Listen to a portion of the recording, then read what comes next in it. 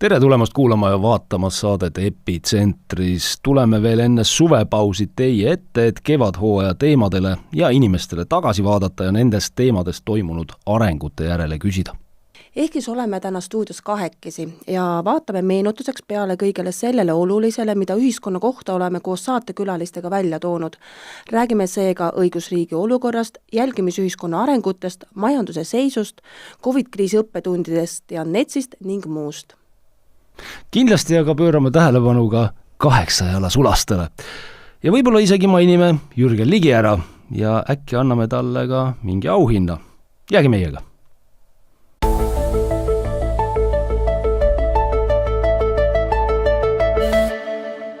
Kutsun teid üles ka Vabaduste portaali ja meie saadete tootmist toetama. Kevadkampaania on olnud loodetust mõnevõrra tagasihoidlikum, kuid loodan, et kel on see võimalus, tulevad läbi veebilehelt vabadused.ee/toeta ja annavad oma panuse. Samuti, nagu ikka, palume teile see saade meeldivaks märkida ja jagada seda oma sõpradega. Ja loomulikult tellige ka meie kanal. Aga lähemegi siis teile ja vaatame, mis osas me selle kevadega targemaks saanud oleme.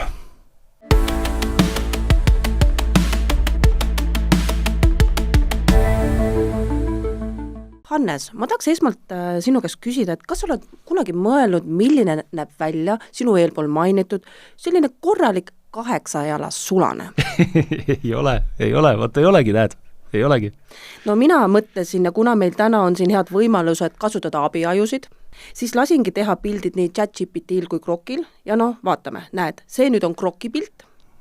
Mingi 8 jalg istub sulasel peas, ma saan aru, mingil sõjasulasel. Päris hea pilt on ju. No vot, Grok tegi kohe sellise, aga nüüd ChatGPT-le pidi ma mitu korda selgitama, et ma ei taha näha 8 jalga, vaid tema sulast. Ja siis ta lõpuks tegi sellise, kus 8 jalg on siis selline uhke kuningas. Kirjutab seal ka, et ära tülita, ma olen kuningas. Aha.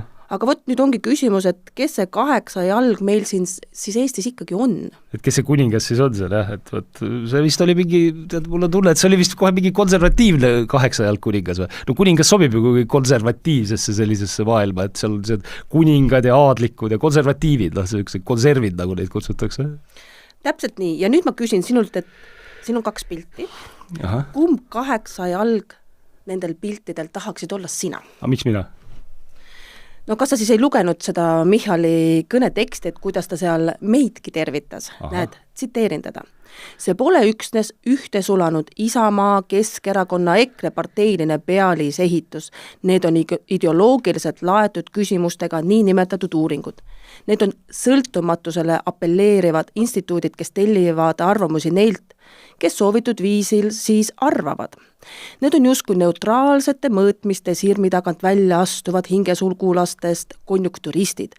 Need on vabade väljaannete nurgatagused, kust väljendusvabadust matkivad vaid 8 jalas sulased. No nii, tõepoolest, nüüd tuleb valima hakata. Ei, iseenesest see on ju suur au saada tervitatud, et muidugi tegelikult ikka lugesin ja muigasin. Et selles mõttes loomulikult, et ma isegi saatsin vaata meie teise, meil on mitu podcasti siin kanalis, eks ole, meie teeme sellist korralikku saadet külalistega ja siis meil on mingisugune arutelu saade siin Kerese Espakiga ka, et neile ka saatsin, et päris hästi oleme siin kõik koos hakanud sõnavabadust matkima, et kui nii kenasti öeldakse, koguni peaministri poolt, et järelikult on siis midagi kohale jõudnud, aga muide selle 8 jala kohta küsisin tegelikult mina ka abiajult midagi, et eks ma pean siis tehisaru silmas, et mina küsisin Grokilt lihtsalt asja, et millise seene mõju all võiks 8 jalast hallutsinatsioone näha ja tuleb välja, et see ei olegi nii midagi ebatavalist, et kõige tavalisem seen Eestis on terav paljak. Vot terav paljak, sest see sisaldab, ma pean nüüd lugema, mina ei ole nii spetsialist neil seente aladel kui mõni teine siin võib-olla seal 8 jalgu nägev indiviid, eks ole, et see sisaldab psilotsübiini. vot ma nüüd tsiteerin, et psilotsübiini sisaldavate seente, näiteks terav paljak, mõju all on 8 jalga või 8 jala taolisi entiteete, nägemine täiesti võimalik ja isegi suhteliselt tavaline. Ma nüüd vabandan, et see on tsitaat, eks ole, et Krokk ei oska väga hästi eesti keelt, aga nagu te näete, siis ta seda teab, eks ole, paned teravat paljakut, eks ole, endale keele, kuulid, paneb põske, paneb põske. Pole ise teinud. Pole ise teinud, eks ole, paned teravat paljakut põske endale, siis hakkad mingi 8 jalgadest hallutsinatsioone nägema, konservatiivsed 8 jalad ja sulased on neile, vaata. See on päris hea, 8 jalg on kuningas selline ja sulane on selline kalapeaga või mis seal pildi peal oli. Et ma ei tea, ja siis on, siin on veel välja toodud ka seda, et TRIP-raportites kirjeldatakse tihti näiteks sinakad helendavad 8 jalga, kes uurib või kommunikeerib. Vaata, mida Michal ütleb, et inimesed käivad sõnavabadust matkimas, see tähendab kommunikeerimas kuskil. Nii et ma ei tea, eks me siis päris lahe trip tundub olevat Michalil olnud või? Mina teeksin remargi korras, ütleks lihtsalt, et 8 jalg, kas ta ei ole planeedi üks kõige targem olend? Seda ka niikuinii ja seda ka tegelikult on, aga ei, see lahe siuke, vaata, et kui sul 8 jalg kombitsatega seal niimoodi oled tripil seal kuskil, vaata. Ühesõnaga, olgem nõus, head seened paistavad need olevat, mida seal Reformierakonna pidudel siis tarbitakse. Aga jah, muidugi, eks meie matkime siin sõnavabadust siis ka vabalt edasi. Ja proovime teha seda asja. Oleme eeskujulikud. Ehk siis ma selle Michali kõne peasisu kohta veel ütleks nii palju, et sõnumid sellest, et vabadust on ühiskonnale vaja, on ju väga õiged. Ongi vaja vabadust. Muidugi, ja keegi on seda vabadust vahepeal kamaluga ära võtnud, ei tea, kes see oli? Kes oli? Ma vaataks nende seente poole jälle. Või seene tarbijate poole. Või seene tarbijate poole tähendab. Aga ehk siis tänases olukorras on seda juba vaja nagu hapnikku, sest vabadust siis, mitte seene. Vabadust just, et lämmatab. Ehk probleem ongi olnud selles, et nagu sa ütlesid, vabadusi on järjest kogu aeg kinni keeratud. Ehk jutt ja tegu ei lähe ju selle valitsuse puhul ju absoluutselt kokku. No mõtleme selle peale. No ei lähe ju. Iga päev, ma ei liialda, põhimõtteliselt iga päev ju tuleb mingi uudis, kus sa jälle mõtled, et kuidas me oleme siia jõudnud. Viskaks mõne kaamera kuhugi kellelegi või ma ei tea. Magamistuppa lõpuks on. Makse tõstaks. Ja eks me sellest olemegi ju oma saate külalistega siin kevadel ka rääkinud. No võtame kas või selle nakkushaiguste ennetamise ja tõrjeseaduse NETSi. See on ju ikka Michali enda valitsus, kes tahab selle lastevanemate, ehk tahab sellega nagu lastevanemate õiguste kallale minna. Yeah. See ei ole opositsioon, kes seda planeerib ju. Ei, see ei ole jah, ei ole 8 jalg, ei ole ju see, selles mõttes on Michali enda valitsus. Küsimus on lihtsalt see, et kui te räägite sellest, et vabadusi on vaja ja te teiselt poolt tulete ja hakkate neid vabadusi inimestelt siiski ära võtma, et see vabaduste jutt siis tegelikult lastevanemalt võtta siis õigused ära, kuidas terviseotsuseid lapsevanemad võiks teha näiteks või ma ei tea, ei palju muid asju ka. See oli ka üks oluline teema, mida me siin mai alguses saates käsitlesime ja me rääkisime sellest teemast psühhiaatri ja sisehaiguste arsti Pille Varmanniga, kes on ka MTÜ Meedikud ja teadlased juhatuses. Meenutame korra, millest siis sai räägitud. Mis minule isiklikult kõige rohkem tekitab võib-olla küsimusi ja millega ma ei saa nõustuda, on haiguse kui sellise mõiste hägustamine. Nimelt NETSi valguses loetakse haigeks inimene, kellel ei ole haigustunnuseid, ainult testide alusel. Mida siis nagu koroona ajal nimetati nakkuskandjaks, on ju, nimetatakse meil haigeks ja kui kõikidel, kui on mingi suur pandeemia, tegelikult enamikul Eesti rahvast võiks olla positiivsed testitulemused, siis see automaatselt annab õiguse kohaldada muid ja karmimaid sanktsioone, meetodeid kõikide inimeste suhtes. Et minu jaoks haigus ja just nimelt Hippokratese vande valguses on ikkagi midagi, mis paneb inimese kannatama ja millega ta pöördub abi saamiseks. Et seda me peame haiguseks, aga see ei ole mingi testi tulemus, ei saa olla haigus ja see pole kunagi seda olnud. Vaktsineerimisega nõusolek vanema poolt on asendatud keeldumisteatisega, et sa pead teatama oma keeldumisest, et sa ei ole nõus, et su last vaktsineeritakse. Varem oli vaja lihtsalt öelda nõusolek, et sa oled nõus, on ju. Ja aga kui nüüd laps soovib vaktsiini ja kooliõde hindab tema pädevaks otsustama oma soovi üle, siis ta võib seda last süstida ka vastu vanema tahtmist. Ja mina mõtlen, et aga vanem peab seda kasvatama, et oletame, et sellel lapsel siis, kes on niimoodi süstitud, vanem ei olnud nõus, tekivad mingisugused tõsised kõrvaltoimed. Minu küsimus on see, et kes vastutab siis, et kas see õde, kes suures koolis, seal on 1000 õpilast, võib-olla 800 vaktsineerib, tal on kiire, tal on palju tööd, on ju, kas tema vastutab kõikide nende eest? Kas Terviseamet vastutab nende eest, kes annab korralduse seda teha, on ju? Minu arust vanem ei saa selle eest vastutada, kui talle võetakse ära õigus midagi arvata või öelda. Ja ta on tegelikult öelnud ei, aga see ei loe. Ma ei tea, kuidas arstkond vaikib või miks ta vaikib. Ma ei saa sellest aru. Et me ikkagi liigume selle totalitaarsuse suunas, et piirata isikuvabadusi ja täiustada kontrolli inimeste üle. Ja kõik see jälgimine ja muudes valdkondades, see käib ka sinna juurde. Me saame teada, mida inimesed teevad ja siis me saame midagi arvata või mõelda tagajärgi nende käitumisele või midagi.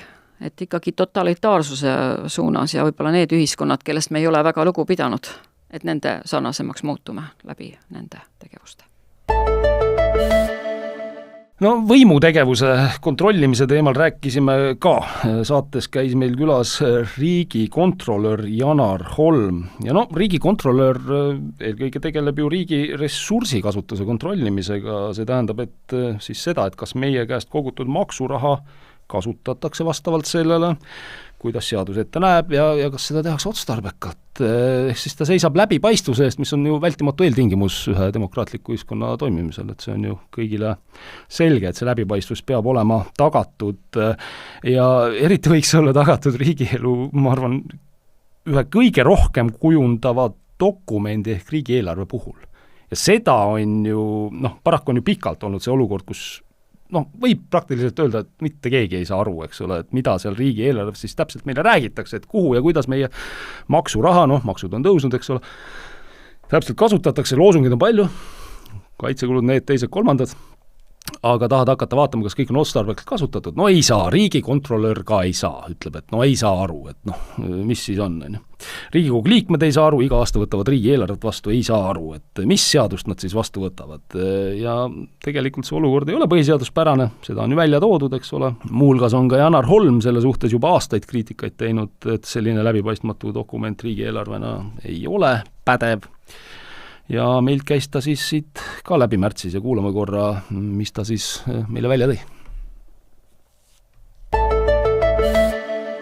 Kas öelda seda, et ühiskond on katki või pooleks, et ma arvan, et ühiskond on niisuguses pinges, et seal on teatavad praod tekkinud, et ühiskond toimib, aga me kõik kannatame neid ägedaid ütlejaid ja värvikaid ütlejaid on nii palju, et neid inimesi, kes parem ei ütle, kuigi tal mõte on, tekib üha rohkem juurde ja sellega me kaotame ja üks asi on see, et alati lihtne asi, mida öelda, et võiksime näiteks, kui ma räägin poliitilisest kultuurist alustada, et äkki jätaks midagi ütlemata, rääkisime siin presidendist, näiteks kui siin president andis kommentaare, ma ei tea, kas oli kõige ilusam näiteks ka välisministeeriumi poolt öelda, et president käis Kremli ukse taga kraapimas. Igasuguseid asju on võimalik öelda ja nii-öelda pressiteates, mitte juhuslikult, vaid lihtsalt nii-öelda pressiteates välisministeeriumi koduleheküljelt.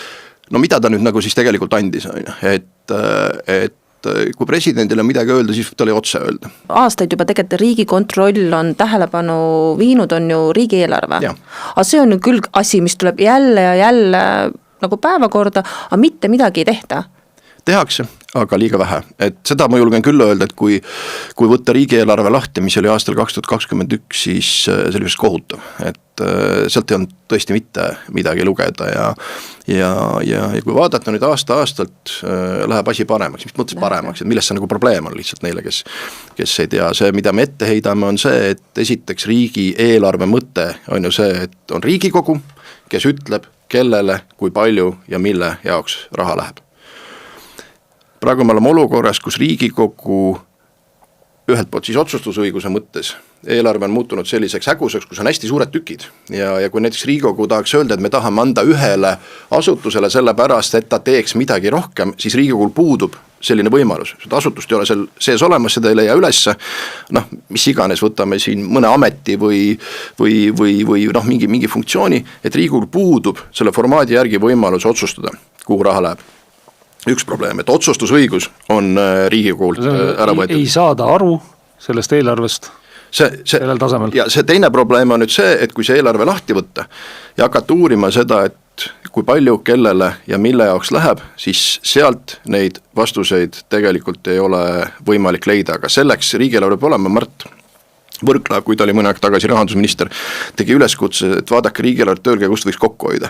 Noh, palju õnne, et võib tõesti vaadata, et kokku võib hoida sellise jama tegemise pealt, et raha tuleks panustada sellesse, et teha eelarve, mille põhjal päriselt saab vaadata, kuhu raha. Aga miks ta tegelikult nagu oluline on? Kõigepealt on see, et Eesti riik on ikkagi sellisena üles ehitatud, et Riigikogu on see, kes annab raamid, kuhu tohib raha kasutada. Et mõnes mõttes on praegune eelarve natuke nagu selline valitsuse reservfond või isegi mitte valitsuse, vaid ministeeriumi reservfond, kus ta ise teeb valikuid. Et kui näiteks Riigikogu isegi põhimõtteliselt on öelnud ja hääletanud, et me teeme muudatused kuhugi raha läheks, siis tegelikult on võimalik teatud ulatuses ministeeriumil seda Riigikogu seisukohta muuta. Et see on printsiip, et Riigikogu peab otsustama.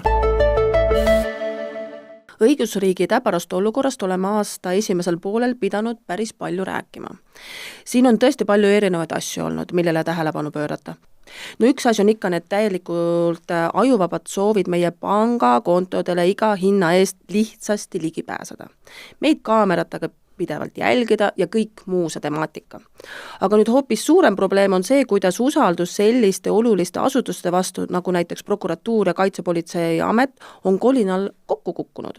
Tähendab, meil juba isegi Riigikogu liikmed räägivad, et kõik nad kardavad, et neid kuulatakse pealt ja nende kohta võib olla kapolt toimik, mis sobival hetkel siis välja võetakse, sahtis kuskilt on ja.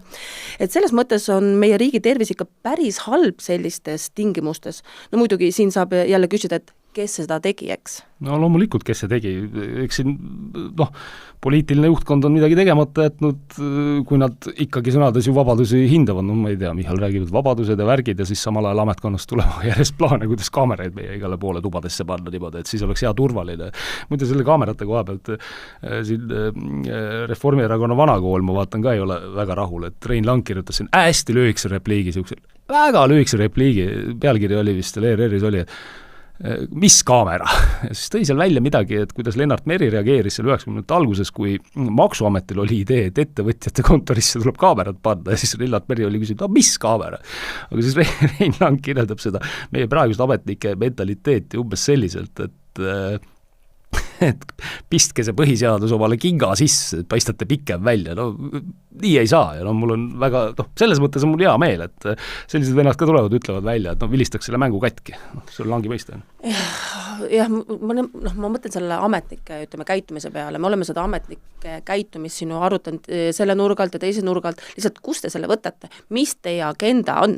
Ja täpselt, miks teil sellised plaanid, kust see tuleb teile, eks ole? Et ma ütlen, ma ei ole kaua töötanud ministeeriumis, ammugi ma ei ole töötanud siseministeeriumis, kus need plaanid tulevad suurepäraselt välja, siis Igor Taro peas kuidagi formuleeruvad ja siis vabandatakse ette ja taha, on ja kogu aeg on mingi suur segadus, aga ma lihtsalt mõtlen, olles puutunud kokku erinevate ametnikega, ma ei ole selliseid veel näinud. Ja ei, täpselt, et kust nad tulevad, kust nad kasvavad? See muidugi see on teine ministeerium, eks ole, ja nii edasi, aga nüüd ongi nagu, et nüüd jälle kontrolliks, eks ole, et tehiku andmed olid, et politsei käib vaatamas meie terviseandmeid, ma saan aru, et COVID-kriisi ajal kõik läksid sassi, eks ole, et töö juures proovisin rääkida, et vabandust, et minu terviseandmed, see ei ole teie asi, kas ma olen vaktsineeritud või ole. Ja siis kõik olid turvalised, aga see ongi see jabur, et COVID-kriisi ajal vist läksid kõik inimesed nagu sassi sellega, eks ole, ja siis politsei mõtleb siiamaani, et kriisist on nüüd möödas, võiks nagu, ütleme, kuidas see on, et karjakesti mindi hulluks, aga ükshaaval võiks ju tagasi tulla ja vaadata, et kuulge, terviseandmed on inimesi, personaalse isik on, ja siis sa lihtsalt mingi andmebaas on ja siis sa jälle käid vaatama. Miks sa neid üldse vaatamas käid seal? Mis kriminaalasja raames sa vaatamas käid neid seal? Ma toon sulle sükse näite. Kui sa käid erinevate meditsiiniasutuste vahel, siis need andmed kuidagi ei jõua ühte kokku, Yeah. et sul, ma ei tea, perearst ei näe, mis ma ei tea, kuskil 3. kohas, räägite sulle, aga vot politsei näeb seda kõike. No see on ju jabur tõesti tegelikult. hämmastav, politseil on kõik õigused antud, kõik linnukesed sinna tehtud, siis perearstil on, ei ma seda tead, mul seda õigust ei ole, ma seda nüüd ei näe, ma pean küsima eraldi. No see tõesti hämmastav. Aga vot ma mõtlengi, et mul on sellest tunne siiski, mul on tunne, et meie õiguskaitseasutused kogu sellest suurest problemaatikast ja temaatikast, ikkagi ei ole veel sellest aru saanud, et me siin ju praeguse kapo juhi intervjuud me siin ju kommenteerisime, mäletad, eks ole saates, et ta lubas, siira näoga lubas seal, et nagu huvitav, et mis need poliitikud kardavad, et kui need poliitikud meil midagi kardavad, siis ma lähen küsin neilt ja küsin siis, et mida nad kardavad, no jutt käib sellest, et meie Riigikogu liikmeid kuulatakse pealt ja nad kardavad, et toimikutega juhitakse riiki, selles mõttes, et kui sa midagi ütled seal, et meil on vaja põhiõigusi kaitsta, eks, ja kaitsepolitseil on mingi piire vaja panna, siis tuleb mingi toimik välja kuskilt või kui see Laanet läks seal, eks ole, seda mul oli see prokurör Varman, Parmas, jah, mitte Varmas, Parmas. Varmas on seal ühes selles raamatus. See ei ole Parmas. See ei ole Parmas. See on seal ühes selles raamatus. Nii. Et ühesõnaga, võib-olla mainime korra selle raamatuga.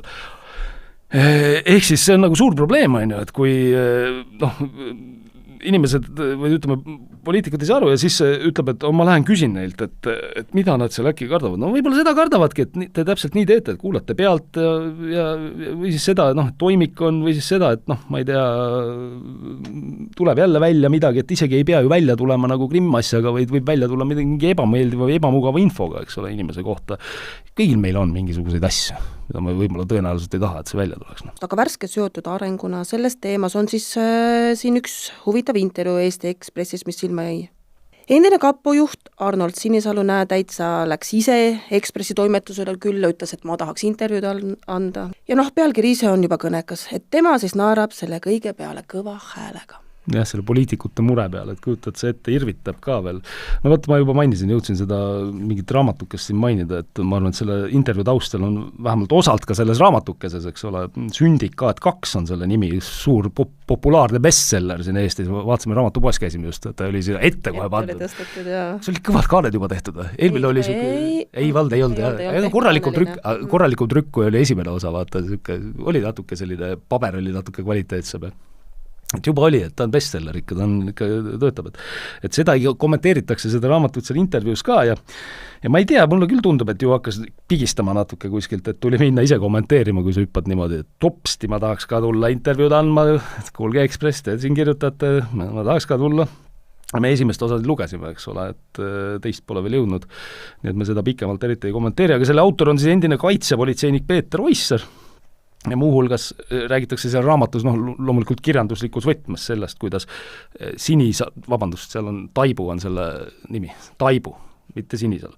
2021 aastal pandi toime meil siin üks riigipööre, sellist nagu, ütleme narratiiv.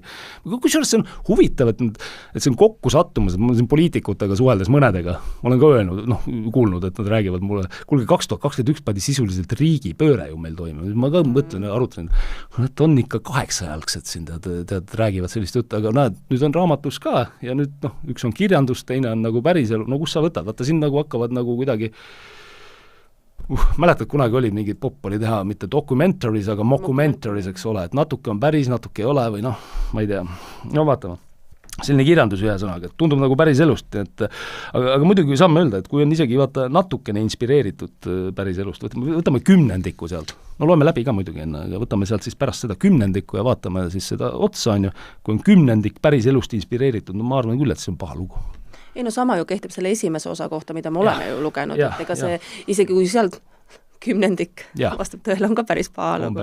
Et selles mõttes, et ma ei tea. Aga lisaks on siis meil prokuratuur ja kapo mainet tõsiselt alla tõmmanud mitmed kohtuasjad või alustatud uurimised, mis on täiesti arusaamatud enamikele, ma ütlen igaks juhuks, et enamikele inimestele. Olgu selleks siis prokuratuuri kaotatud Parvel Pruunsilla kohtuasi või sellest välja kasvanud Isamaa uurimine. Pruunsild on ju ka kapot lausa KGB-ks tituleerinud. Arvestades, kuidas teda jällitatud on ühe täiesti põhjendamatu ja kummalise kohtuasja raames, siis ma saan tema sellisest tundest tegelikult täiesti hästi aru. No täpselt, jah, selles mõttes, aga mõelge nüüd selle peale, et üks Eesti suurettevõtja aastal 2026 nimetab meie oma riigi seda kaitsepolitseiametit võrdleb KGB-ga, no siis on ikka midagi väga, väga viltu vedama hakanud, eks ole. Ja noh, me teame jah, et sellest Pruunsilla uurimisest kasvaski välja see Isamaa uurimine ja nad ise ju arvavad seal, et see oligi eesmärk ja siis ongi suur probleem. Vot, ega ei teagi, kuidas seda probleemi nüüd lahendada, et noh, kunagi 30-ndatel oli, noh, see oli küll teisel põhjusel, nimetati kaitsepolitsei, asutati, eks ole, Eesti Vabariigiga, aga 24. aastal nimetati ta üle poliitiliseks politseiks, peale 24. aasta, ütleme, detsembri mässu kommunistide tõttu, noh, selle lühend oli Polpol, aga Pätsuaegne 30-ndate Polpol vaikival ajastul oli, noh, oligi midagi juba, hakkas meenutama midagi, noh, sarnast, et ärme sinna tagasi lähe, et ei tahaks minna sinna tagasi. No täpselt, eks neid suundumusi on tegelikult ka ju teravalt kommenteeritud, et meil näiteks käis jaanuari lõpus saates jurist ja endine juhtiv riigiprokurör Margus Kurm, kes oli samuti ühe kummalise kättemaksuna tajutud kohtuasja juures süüdistatava kaitsja. Ehk siis Elmar Vaherit, endist politseijuhti, süüdistati kelmuses. Kohus näitas, et alusetult. Kurm igal juhul kommenteeris olukorda laiemalt meile nii. Prokuratuur, kaitsepolitsei on võtnud uurida tegusid, mille puhul laiem avalikkus ei saa aru, et noh, mis selle teoga siis valesti on. Prokuratuur peaks võitlema kuritegevusega ja tegelema nende tegudega, mille puhul nii-öelda ühiskonna enamusel ei ole kahtlust, et need on hukkamõistetavad. Et need on ebaseaduslikud, valed, nii-öelda kurjad teod. Isamaa palus ka minult õiguslikku arvamust, siis ma sain seda kahtlustust lugeda ja ma ütlen ausalt, ma olin täiesti šokeeritud, et see, küsimus ei ole üldse tõendid, ma prokurör, nii siis Taavi Pern kui peaprokurör Astrid Asi on rääkinud, et neil on tõendid ja nende tõendite valguses neil ei olnud nad ei saanud teistmoodi käituda. Ma ütlen, et tõendid ei puudu absoluutselt asjasse. Lihtsalt see tegevus, mida nad olid kahtlustusse kuriteod on kirjeldatud, ei ole kuritegu. Ja kui me lähemegi sellise nii-öelda innovatiivset tõlgendust kohtusse katsetama, siis minu hinnangul ongi see, mida ei tohi teha, eks ju. Et karistusõiguse üks kõige olulisem aluspõhimõte on määratletuse põhimõte. Ja see tähendab seda, et kuriteona karistatavad teod peavad olema seaduses sedavõrd täpselt kirjas, et iga mõistlik inimene saab aru, mis on keelatud, mis ei ole, eks ju. Riik paisub igas valdkonnas ja Euroopa Liit paisub veel rohkem igas valdkonnas ja see, minu hinnangul see paisumine tulebki sellest, et initsiatiiv on nii-öelda alt üles. Et võtame siin nende jõustruktuuride näitel, eks ju, neil on mingid ülesanded, teevad oma tööd, on ju, nüüd nad mõtlevad, et nad oma tööd saaks paremini teha, selleks võiks olla siis sellised seaduslikud võimalused. Ja tihtipeale sellel järgmisel korrusel, sellel nii-öelda poliitilise juhtimise tasandil puudub siis võimekus nii-öelda seda nii-öelda laiast pildist ja kõikide muude väärtuste valguses hinnata neid alt tulevaid ettepanekuid. Ehk see nii-öelda täitevvõimu aparaat on nii palju suurem, nii palju tugevam, et ta üldjuhul kõik oma soovid suudab läbi suruda. Saates käis meil ka teine endine riigiprokurör Triin Bergman, et Triin elab ju juba aastaid Hollandis ning on sealset elu,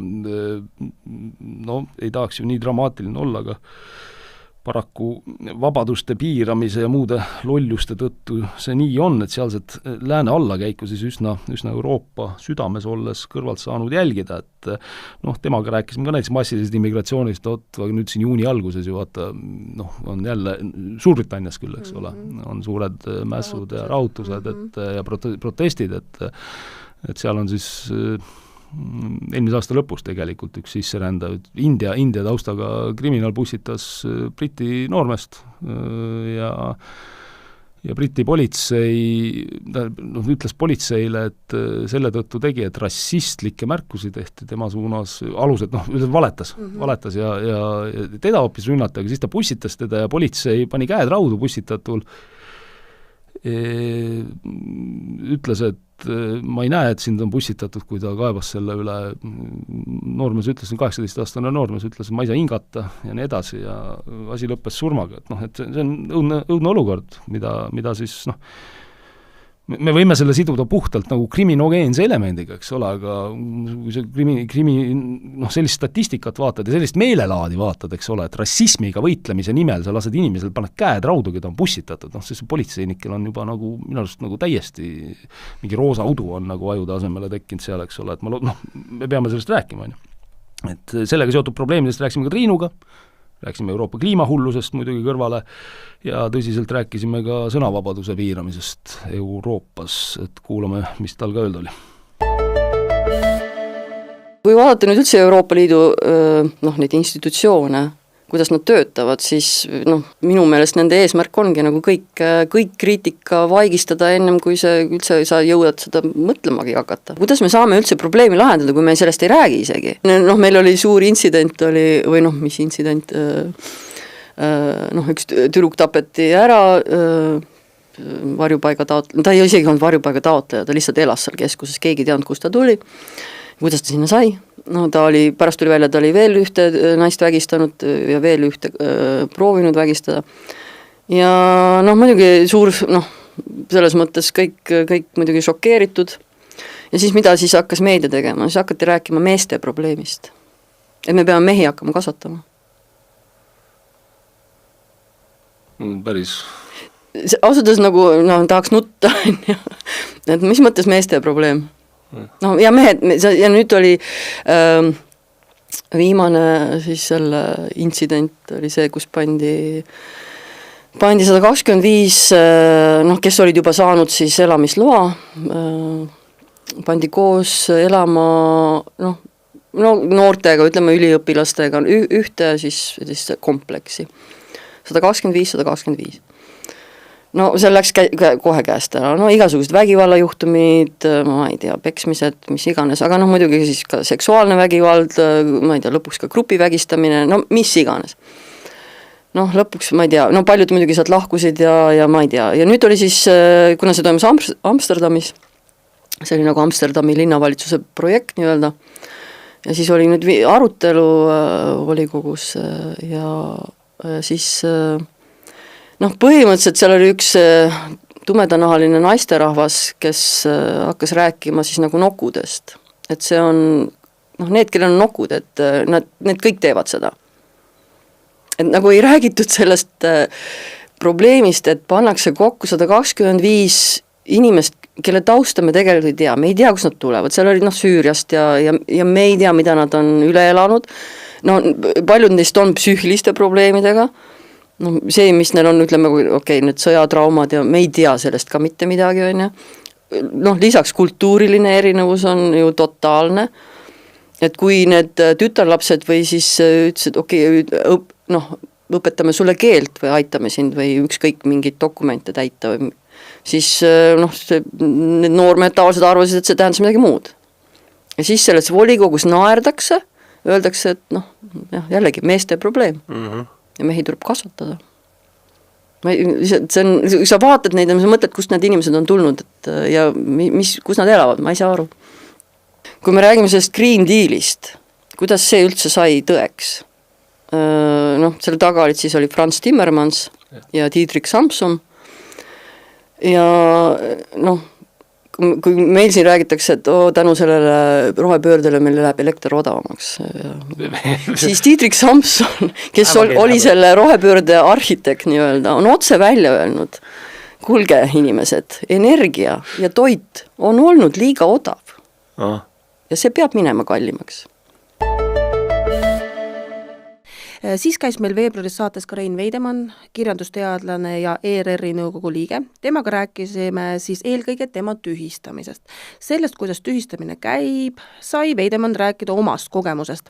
Eelmise aasta lõpus võeti ta mäletatavasti suure tühistamiskampaania käigus maha ERR-i nõukogu esimese kohalt, kuna ta kritiseeris isadepäeva hommikul ETV eetris olnud saadet, milles esitleti homopaari ja nende asendusema kaudu saadud lapsi. Eestis ei ole selline surrogaadi abil laste saamine, kus sa siis maksad kellelegi selle eest, et ta su lapsed sünnitaks, seadusega lubatud, aga siis välismaalt saad seda nii-öelda tellida, seda teenust. Ja mäletame ju hästi, mis juhtus, kui Veidemann sellele siis moraalse hinnangu andis läbi oma kommentaari isadepäeva hommikusaate kohta. Ja muidugi rääkisime Veidemanniga ka ühiskonna tervisest rohkem.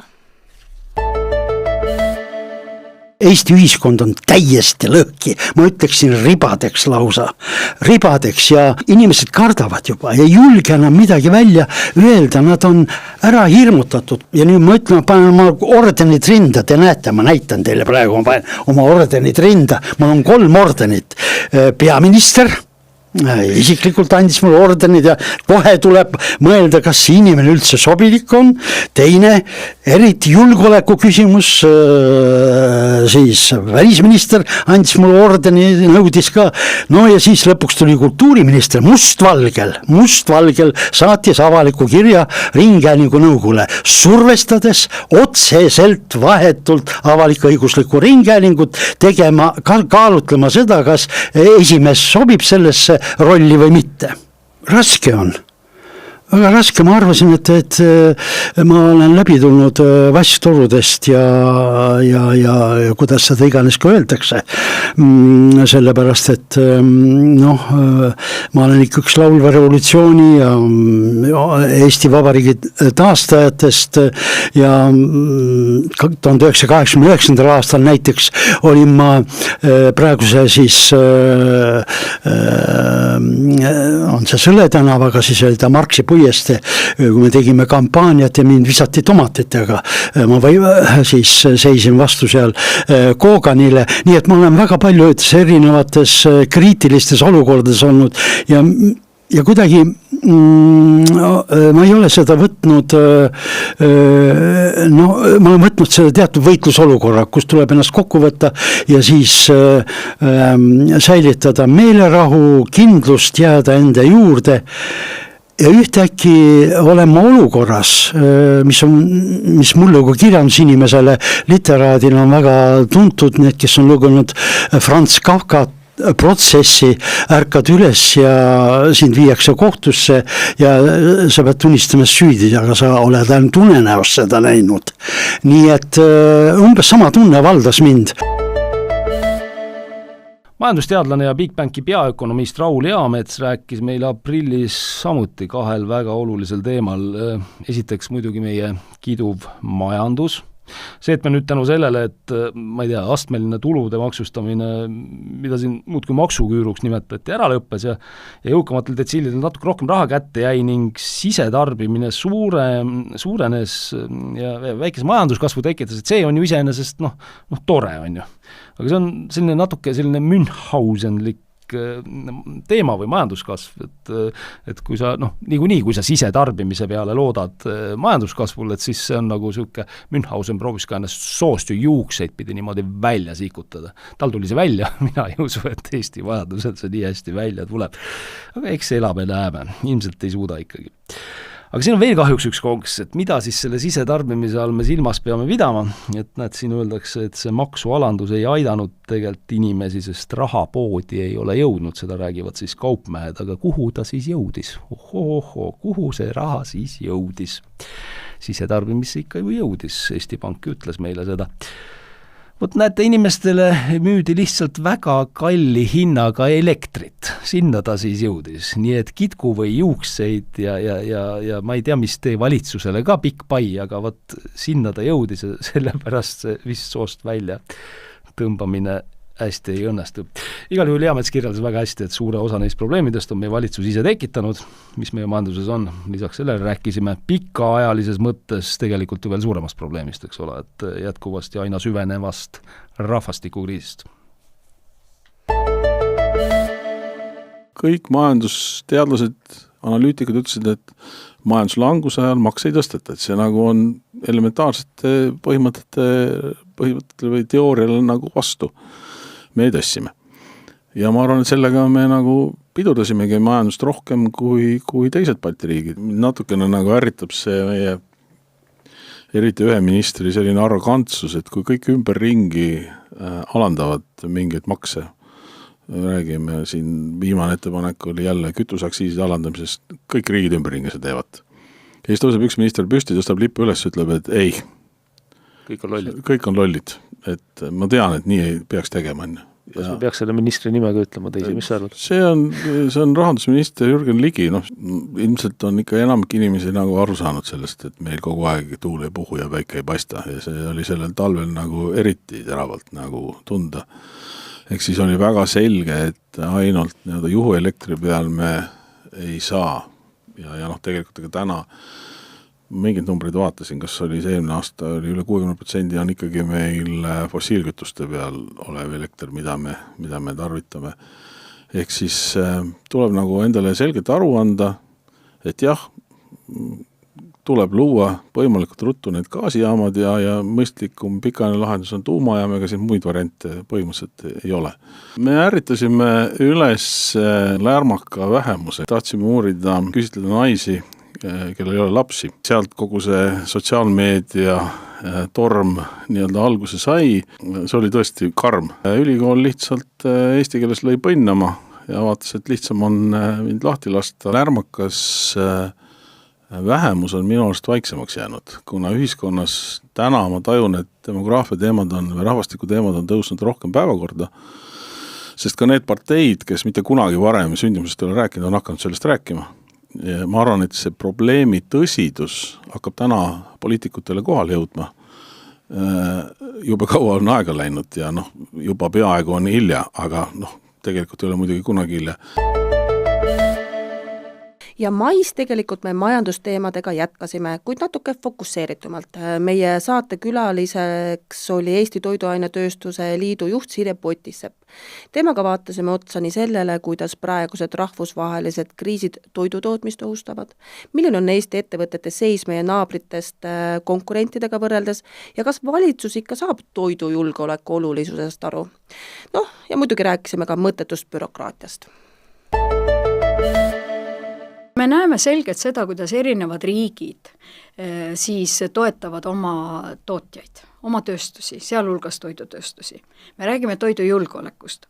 Eestis on paraku nii, et me ainultki räägime sellest. Meil mingid tegusid nagu tehtud õieti ei ole. Ehk et kõik riskid, mis vähegi on, lükatakse ettevõtete kaela. Siis ongi, et meie eksportivad ettevõtted on välja toonud seda, et kui me energia hinda normaalsele tasemele ei saa, siis mingil hetkel me kaotame oma positsioonid ka ekspordil. Ja vot see on juba tõsine tagasilöök.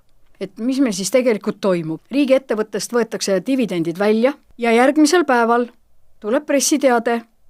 Meil on vaja teha investeeringuid sellises mahus, kuna meil raha ei ole, siis me peame tõstma teile jälle elektri hinda, kas ma ei tea, võrgutasu siis või panema veel mingi komponendi, vaadake kullakesed, millest üldse koosneb teie elektriarve. Et ega mind ei huvitagi, mitu rida seal on. Mind huvitab, kas ma maksan 10 euri, hästi lihtsalt, või maksan ma 30 euri, on ju. See kogu aeg muudku maksad. Et Eesti inimene on selles võtmes on ikka väga kannatlik, et muudku maksad ja maksad ja maksad, ja siis lähed poodi ja otsid kõige odavamat saia. Me ei tohi võtta oma ettevõtetele suuremaid kohustusi, kui Euroopa Liidus miinimumnõuded on, et mitte viia oma ettevõtteid ebavõrdsesse konkurentsi. Kes soovib ja kes leiab, et see on tal tohutu konkurentsieelis, laske käia. muidugi. Mitte keegi ei ole teid keelanud, aga rääkida, vaadake, nüüd on see jutt ära kadunud, aga mäletate siin mõni aeg tagasi, oi kui tohutu konkurentsieelis meil on ikka, kui ettevõte läheb sellele uuele tehnoloogiale, mis maksab 2 korda rohkem ja ta saab ju küsida turult 2 korda suuremat hinda, kuulge, unustage ära. Keegi ei maksa sulle ei kohupiima eest ega või eest 2 korda suuremat hinda. Liiga suur hulk inimesi, circa 30% Eestis ju elab vaesuse piiril või vaesuses, seda on liialt palju ja me tunnetame ja näeme seda väga selgelt oma müükides. Ja kui toiduainete hinnad ikkagi 6 aastaga on tõusnud 62%, siis loomulikult on see probleem. No vot, selline see meie kevadhooaeg sai. Kindlasti täname kõiki saatekülalisi väga sisukate intervjuude eest olulistel teemadel. Sõnavabadus tuleb ju matkida täiel rinnal, et see kehtib kõigi jaoks. Ja sõnavabaduse matkimine või siis ütleme siis ausalt, selle kasutamine on ju ka ainuke võimalus ühiskonnas üldse toimetada, sest muidu see ühiskond ju närbub. Loomulikult täname ka kõiki vaatajaid ja kuulajaid. Nii tore on teid head tagasisidet saada. Kes tahab, võib muidugi ka kritiseerida, sest meil on see lubatud. Jah, sõnavabadus ikkagi, eks ole ju. Aga lisaks ja tegelikult väga olulisena nüüd meil on ju üle anda ka üks auhind. On ju, et just nüüd siin tegelikult mõtlesime asutada selle auhinna ja asutamegi siis sellise auhinna, et nimelt me hakkame siis igal poolaastal nüüd välja andma sellist auhinda, millele panime nimeks Kristen Michali nimeline kuldse 8 jala karikas. Vot, esimese selle karika, meil praegu seda füüsiliselt veel ei ole, me peame selle alles tellima, aga abiaju on meile sellised esimesed kontseptsioonid loonud, on ju, et näete neid siin praegu, vot sellist me siis mõtleme. Ja mis me siis teeme selle karikaga, esimese karikaga, et selle esimese karika anname loomulikult meie palavalt armastatud rahandusministrile Jürgen Ligile.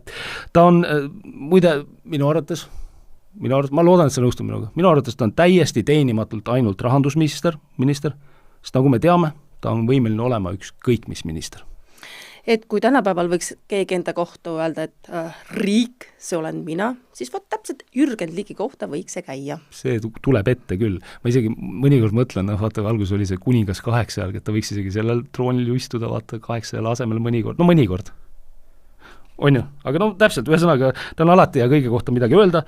Meie saade ilma temata hakkama poleks saanud, see kevadhooaeg kindlasti, varem ei ole ka varem saanud hakkama. Nii et olgu või sisepoliitikas, välispoliitikas, julgeolekupoliitikas, ta teeb seda kõike, mis ta ütleb, ta teeb seda tihti nii almsalt torisedes, mõnikord ja tuleb tunnistada ikka liiga kurjalt, aga kui sa oled riik, siis riik vahepeal, riik on nagu selline lapsevanem, on ju, aeg-ajalt peab ju korrale kutsuma, on ju. Ei saa olla ainult selline sul peab olema see piits ja präänik kogu aeg, ühes käes on piits, teises präänik ja vahepeal tuleb piitsaga teab. Jah, nii et sul on selleks õigus. Muide, eriti hea on ta kliimakriisi kuulutajana ja ta muide näeb selle lahendusena, et inimesed bensiinijaama poole ei vaataks ja koopereeruks nagu nõukogude ajal. Ma panen selle toreda lõigusid korra mängima, et hiljuti siin Riigikogus võttis sõna siin selle koopereerumise teemal. Hispaanias hakkavad varsti inimesed surema, iga suvi surevad, sellepärast, et kliima soojeneb ja inimeste tervis ei pea vastu. Kõrvetatakse ennast asfaldil ära. Ei peagi tingimata bensiinijaama poole vaatama nii palju, et üldiselt inimesed on saanud, mina poole elu käisin jala ja sõitsin rattaga ja ei osanudki unistada sellist asjast, et tegelikult inimkond on ju sinna poole uuesti teel, üksikutel juhtudel muidugi. See võib arvuliselt kokku teha palju inimesi, on kütusest sõltumine suur, maal on suur, aga ka siis on omad säästumeetmed ja koopereerumise meetmed, mida siiski on võimalik kasutusele võtta ja kui hind pikaajaliselt kõrge on, siis see kindlasti parandab ka inimeste tarbimiskäitumist.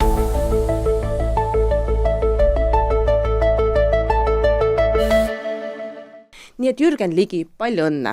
Michali nimeline 8 jala kuldkarikas on sinu oma. Kätte saab meie käest, saab helistada, numbrid on sul ju ometi olemas. Peaks ju olema, aga tõmbame siis hooaja kokku. Aitäh, et vaatasite, märkige meie saade meeldivaks, jagage seda sõpradega ja tulge ikka läbi ka vabadused.ee lehelt, alaleht on toeta ja andke meile hoogu, et saaksime uute saadetega ja uute teemadega pärast suvepausi teie ette tagasi tulla. kohtume jälle ilmselt seal kusagil augusti lõpus. Kõike head!